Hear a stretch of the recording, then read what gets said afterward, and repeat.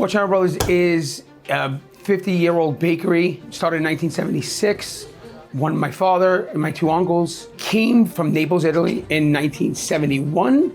I was born and raised here. My second word was cookie, so we worked here as long as I can remember. I'm pretty sure I filled millions of cannolis. Just because I'm born into it doesn't necessarily mean that, you're handed a silver spoon. What they don't tell you about is the hours, the sleepless nights, the aggravation, the gray hair or no hair at that point. If you want to do a small business, be ready to take the punches and just roll with it and keep pushing forward.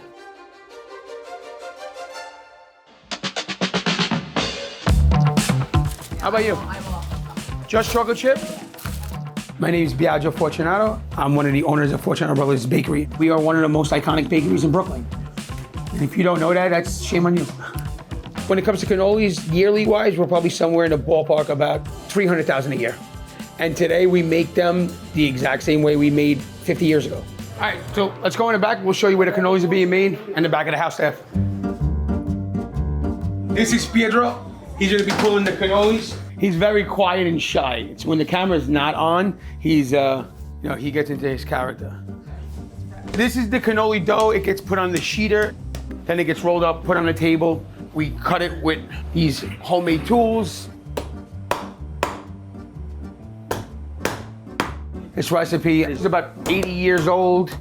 It's been brought back from Italy. We use red wine instead of vinegar only because taste-wise it's better, quality, ingredient-wise. Gives it a nice little color to it. The acidic taste to it tastes better. Cannolis are probably the most popular dessert in Sicily. That's where they're from. Vuoi salutare nessuno? He says, hi, mom. So once they're separated, and we put them in the other room to get tied and fried.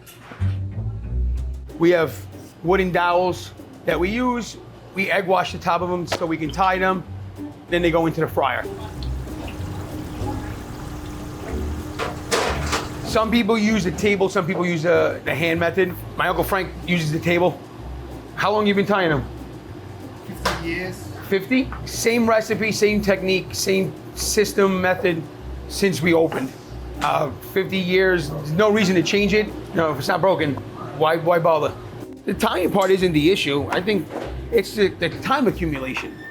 It's a team effort. We get it out of the way and move on to the next deed that has to be done. So today we're making about 7,500 cannolis. They're probably in the fryer for about 8 minutes. When it comes to profit margins, bakeries are somewhere probably between 20 and 25%. I don't want to be that high. We're happy where we are.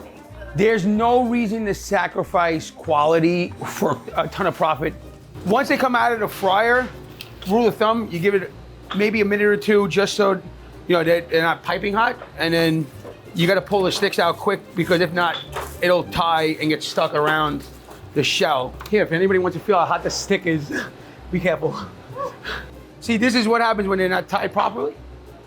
They open up. That's the biggest problem that you get. See, it's airy, crispy, flaky. Once it's done frying, you can fill them. Fresh ricotta, it's mixed between sheep milk and cow milk. We import from Italy.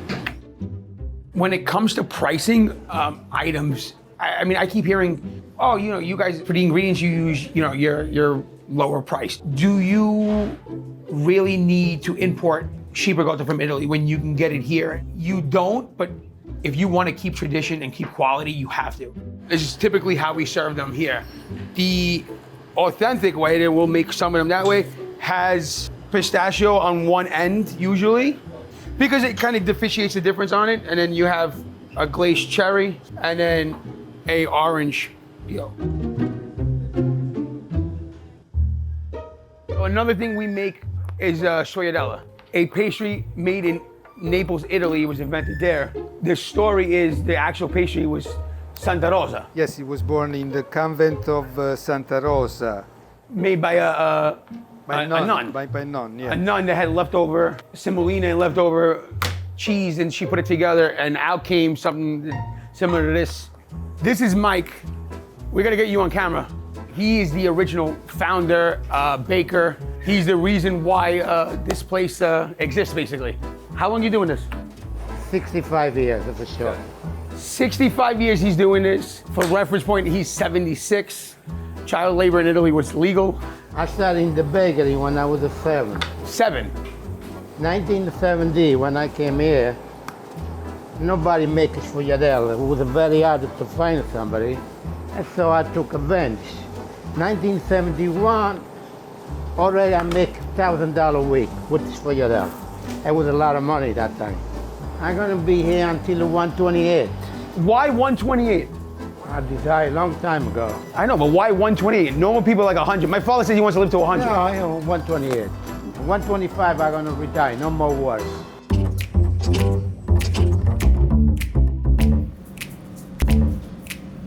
Another huge item for us is our cookies. First step is making the dough. Second step is we're gonna load the hopper. This is a depository that we bought.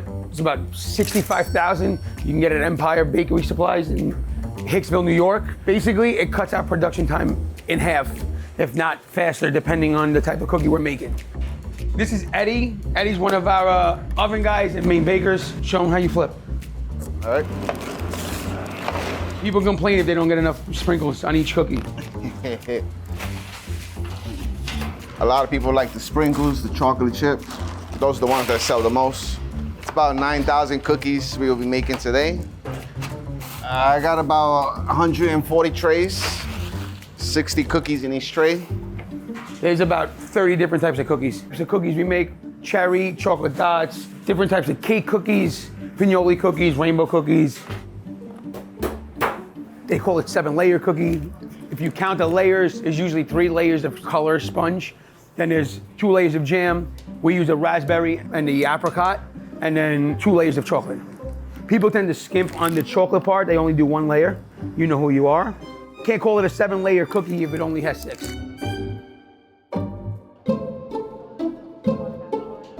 When it comes to product and billing, as far as ingredients, we go through hundreds of pounds of sugar weekly, hundreds of pounds of flour weekly. Butter-wise, close to probably 150 pounds, and then not to mention, hundreds of pounds of ricotta. It's such a week-to-week thing. I mean, butter can be anywhere from $3.50 a pound to $4 a pound. A while back, there was a whole egg shortage thing that went on. I mean, they were up to almost like $270 a case. At that point, what do you do? So these are convection rotary ovens. These ovens are about 60 to 70,000 each, but they need upkeep. Oven repair, this week alone was $2,000. It's always something with them.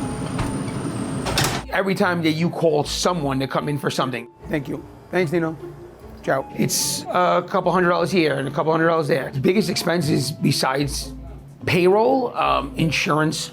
Yes, owning the property, you don't have to pay rent, but the building is 100 years old. So it's New York. Nobody wants to insure, wood frame the building.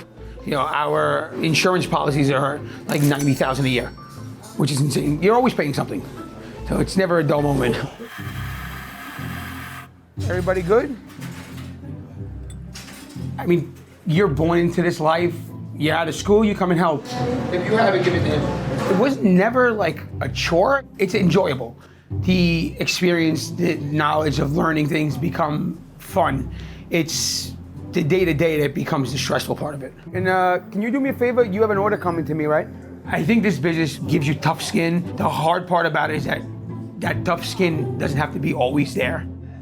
Italo America. Italo America.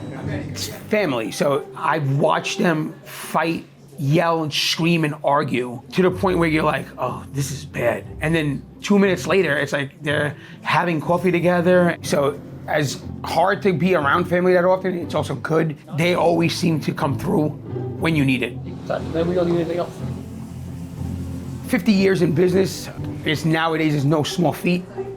Being a first generation born here, second generation owner kind of means a lot, and kind of like just waiting for the next generation to come in and take over as well. Yeah, we'll put them on the shelf. We have shelf space over there. I hold myself to a different standard and level, and I want to see this succeed for the next 50 years. no matter what happens.